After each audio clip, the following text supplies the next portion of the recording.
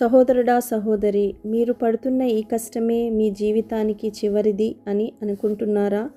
కానీ దేవుడు మీకోసం ఇంకా ఎంతో మంచివి సిద్ధం చేసి ఉంచాడు. మీరు అనుభవించే బాధ నిజమే, మీరు కాచిన కన్నీరు నిజమే, మీరు చేసిన ప్రార్థనలు, మీరు ఎదుర్కొంటున్న పోరాటాలు, ఇవన్నీ దేవుడు చూశాడు. ఒక్కటైనా ఆయన దృష్టికి దూరం కాలేదు.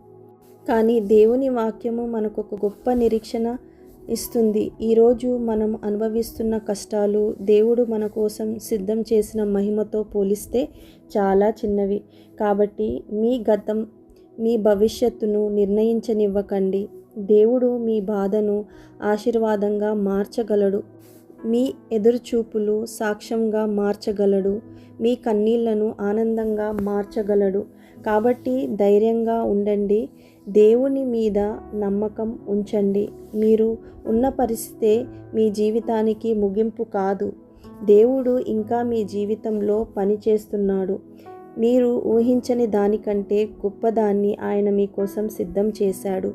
సహోదరుడా, సహోదరి, చిన్న ప్రార్థన. పరలోకమందున్న మా తండ్రి, పరిస్థితులు కష్టంగా ఉన్నప్పటికీ నిన్ను నమ్మే విశ్వాసాన్ని నాకివ్వు. నా హృదయాన్ని నిరీక్షణతో నింపు. నా జీవితంలో నీవు ఇంకా పనిచేస్తున్నావని ఎప్పుడూ గుర్తుంచుకునే కృప దయచేయము. యేసుక్రీస్తు నామంలో ప్రార్థిస్తున్నాను తండ్రి, ఆమెన్.